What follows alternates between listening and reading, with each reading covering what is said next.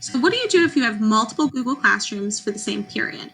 So if you are looking at my Google Classrooms right now, I have 4 sections of second period currently. So really, I have 2 options that I could do.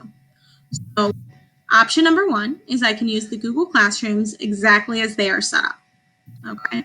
And option number 2 is I can combine those sections into just one Google Classroom. There are pros and cons for both. All right, so let's talk about accepting them as they are already set up and pushed from Infinite Campus to Google Classroom. Students are already in there. That is, in fact, the number one reason that this was set up this way. So because we're starting remotely, there was no other way to guarantee that every single student had every single classroom they needed on day one, because otherwise they would have to join. We would have had to wait for them to check their email and join. Just a mess. So that is the pro of this. Everything's set up. Everyone's exactly where they're supposed to be day one. You can easily export grades from Google Classroom to Infinite Campus. Everything is already linked. All the kids' grades will automatically go there when you export them. New students will automatically be added to the Google Classroom as they are enrolled in your classes in Infinite Campus. So you don't have to worry about keeping track of all of that. They're all automatically going to be enrolled every 24 hours if there's new kids. So, of course, there are cons to this, which is why we're making this video. You must post a Meet link on the stream in all of those classes for different or they'll end up in different meets. So in other words, you need to make one link. And so Becky, because she's got 4 different ones, she would need to post that same link in every single one of those to make sure they all come and meet her at that specific time for that period. So that's a lot of posting to the stream in different places.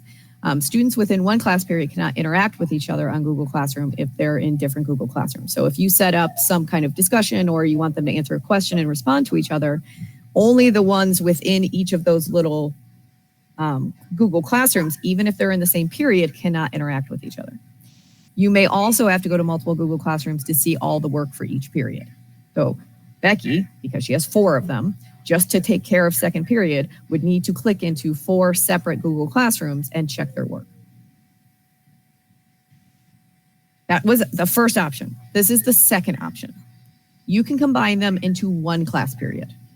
So instead of 4 different places that Becky would go, she could pick the one with the largest amount of students and then have the other ones join her consolidated classroom. So that's what we're going to refer to this as, the consolidated classroom. So there are obvious pros to this. All students and their assignments are in one place. So for the teacher, I can find everything in one place for that one period. Students can interact with each other in the Google Classroom. So that takes care of the pro from the other one. I'm sorry, that con from the other one. You can generate the Meet link in the banner for students to access because it's just going to be everyone in one place. You can activate that or enable it in Google Classroom and they all would go to the same place. You don't have to worry about copying it into 4 different places in the stream. And there is just one Google Classroom to grade the assignments for each period. They're all in one place. There are cons to this. You have to make sure the other students get into that consolidated classroom. You have to. If you're going to be using that, you need to make sure they're all there. The second one is that the only students originally put in the Google Classroom will have their grades synced from Google Classroom to IC. So if you are using this feature, which by the way, you absolutely do not have to use, but if this is something that you're going to use, only the students that were in that original classroom will have their grades sync and you will have to go hand enter the other ones into Infinite Campus. So we do have some suggestions for you. If you decide to go the route of the consolidated class. So first of all, you should accept all your classes. And before that first day, you should post just one Meet link in the stream for all of them. And the reason why we say that is because we want on the first day, everyone to get to your synchronized class together. If there are different Meet links, they're going to go to different places. And that means you have to watch all of those different places to make sure you're getting them together. Yeah, so for second period, I'd have to watch 4 different meets to catch all of my kids from that period. Yeah, don't do that for yourself. Bad idea.